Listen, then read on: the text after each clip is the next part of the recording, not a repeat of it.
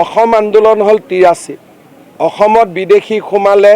1900 ক'ব গ'লে 30 চনৰ পৰা এজন হিমন্ত বিশ্ব শৰ্মাই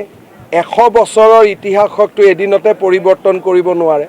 কিন্তু আমি অগণি শিখা আকৌ এবাৰ জ্বলাই দিছো মোৰ পিছতো হেজাৰজনে দায়িত্ব পালন কৰি থাকিব কিন্তু একেদিনাই যদি আপুনি অমুক খেদক তমুক খেদক 100 বছৰৰ ভুল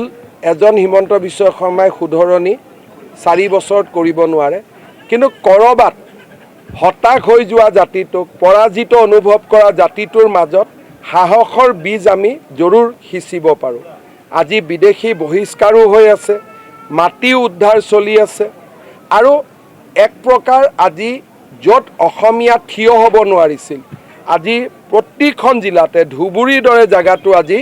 আমাৰ খিলঞ্জীয়া মানুহে এতিয়া নিজৰ অধিকাৰ ঘূৰাই পাইছে মই ক'লো না অসমত 29 লাখ বিঘা চৰকাৰী মাটি বেদখল হৈ আছে আৰু এজন হিমন্ত বিশ্ব শৰ্মা বা এটা 4টা বছৰত একেলগে সব কৰিব নোৱাৰি আৰম্ভণি হৈছে আৰু আৰম্ভণি যেতিয়া হ'ল আমি চলি গৈ থাকিম আজি যদি আমি কোনোবা এটা জায়গা দেখুৱাইছো কালি হেতু জায়গাৰ কথা আমি নুকোৱা হম পৰখি বেলেগ এটা জায়গাৰ কথা কম আল্টিমেটলি টাৰ্গেটটো 29 লাখ বিঘা আৰু আমি কৰিব পাৰিছো 1,29,000 মই ক'লো নহয় ৰাষ্ট্ৰীয় ঘাইপথৰ দাঁতি আনকি আমাৰ ঘৰৰ মুধচতে আছে কিমান স্বাধীনতা সংগ্ৰামীৰ মাটিটো দখল কৰি বহি আছে কিমান শহীদৰ মাটি দখল কৰি বহি আছে গতিকে সমস্যাটো বহুত ডাঙৰ আৰু যদি আপুনি অপৰিকল্পিতভাৱে কৰে একেদিনাই কোৰ্ট কাছাৰী আহি আপোনাক ৰখাই দিব আজি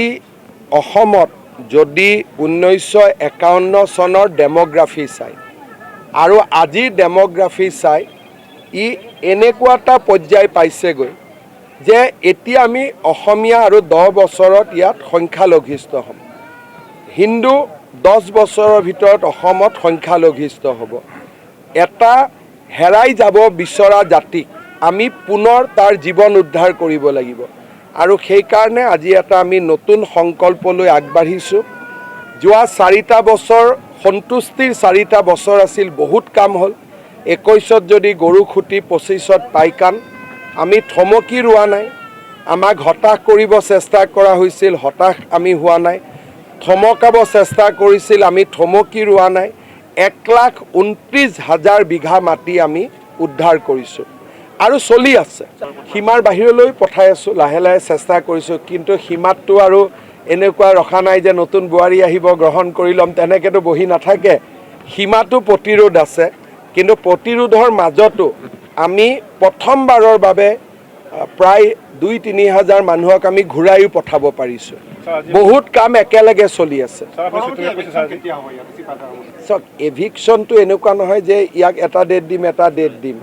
চকুটো আছে কিন্তু মেচিয়ৰ্ড হওঁতে এটাৰ পিছত এটা সময় লাগে এতিয়া আমাৰ চকুটো গোলাঘাট জিলাত আছে